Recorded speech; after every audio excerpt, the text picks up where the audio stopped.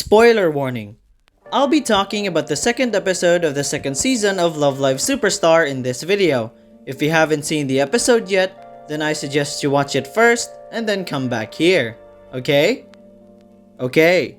So there's a lot I want to talk about since I really enjoyed the episode, but first here's my summarization. With Kinako joining Leela, their goal now is to recruit more first years so they can show them how fun being an idol is. The problem is that the first years think that they won't be able to do their training schedule since Leela is known to be entering and winning Love Live, creating a misunderstanding that causes the first years to hesitate on joining the school idol group. And especially with seeing Kinako having a hard time already, gives the first years more solid evidence that their training routines are going to be impossible for them to catch up.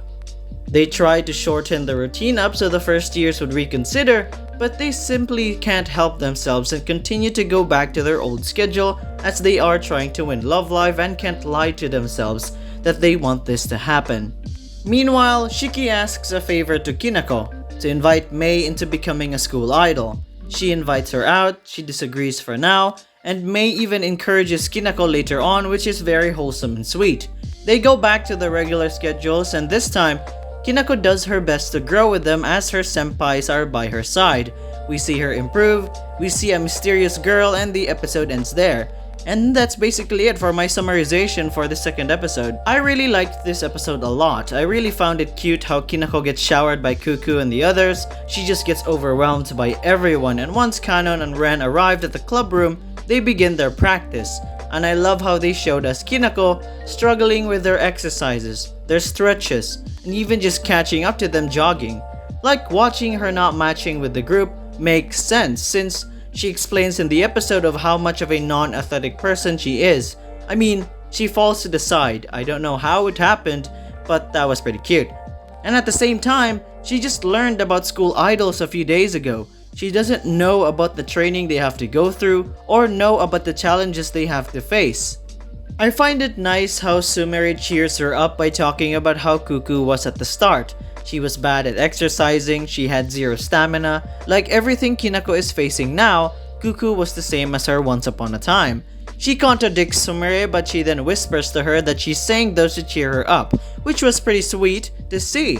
And then Cuckoo joins in. And they even do the same thing later on, but this time it's the opposite with Sumire joining in to cheer Kinako up. And it really looks like this conflict with the whole not recruiting any first years will be the main focus for at least a few episodes or so, until they actually start on gunning for Love Live. So we get to see more Shiki and Mei, in which I really appreciate, but we get less of Natsumi in this episode, so maybe she'll have her own episode to focus on at some point. But here, Shiki asks Kinako a favor, and that favor was to invite Mei to be a school idol since Shiki already knows that deep down, Mei wants to be one.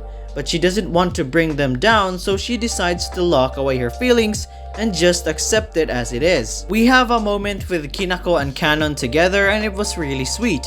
Kinako explains how she doesn't want to bring them down. She goes over her own pace when practicing, she forces herself to do better, but it's all because she wants to win with them. Kanon then tells her that winning Love Live is their dream, but she also wants others to know the feeling of how much fun being a school idol is. When they shorten their schedule, it's really a small detail, but seeing Kanon not adjusting to the new schedule was really nice to see. It adds more to the table. With them heading towards the top, she just can't help but practice more, and since that was the only thing they can't do, we see her uncomfortable and not adjusting to the changes. And it's not just her. Later on, we see everyone at the same place practicing on their own and meeting each other there. I also love how Mei gives Kinako a push of encouragement, telling her to just keep moving forward, to believe in the things she wants to do and strive for, and to not care about the voices around her. We just see how passionate and how much of a good friend Mei really is, which is why Shiki wants her to join Leela, because it's the very thing she desires. And because of that push, Kinako decides to tell everyone that they should really go back to the old schedule. I mean, it's obvious that Kanon and the others are not comfortable with it, so they might as well. Kanon was looking out for Kinako, since she was the only first year in their group. She was concerned that she'd be the only one.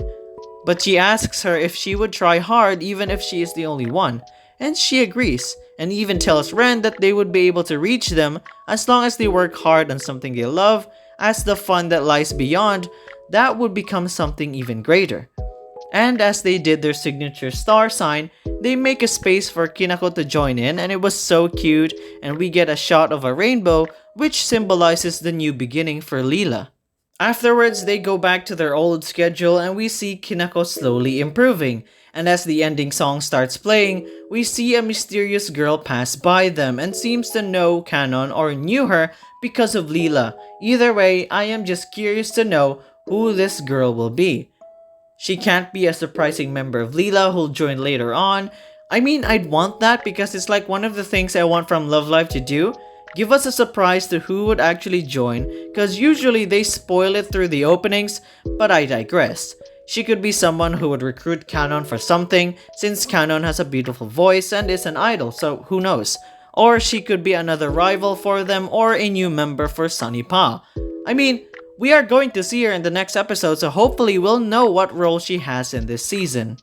And the ED is so adorable, it's so cute and simple. Now I have to be honest though, I love the first ED more, but this one was just very cute, so I still love it in a different way.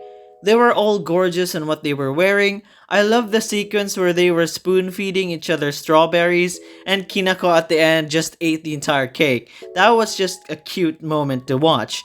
And I really love when they were trying each other's hairstyle.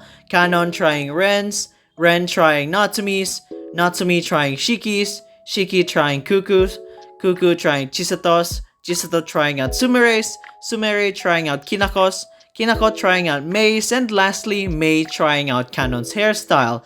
And plus her reaction on that was really adorable. I just love Mei as a character, her hairstyle, her personality, her eyes are absolutely stunning and I just can't wait to see more of her. Then they showed us the girls in groups of 3. I have been seeing things on the internet and people saying, oh, they showed us the subunits. But I for one never heard about anything related to that, and maybe it's just a coincidence, but I don't think the girls who were paired with are the subunits, at least it's what I think. So my thoughts on this episode are, it's really good. The animation really is gorgeous. There are moments here that could really be wallpaper material, if that's what you're looking for. The OST is so good, like it helps build the scene very nicely, and I can't wait for the next episode to come out.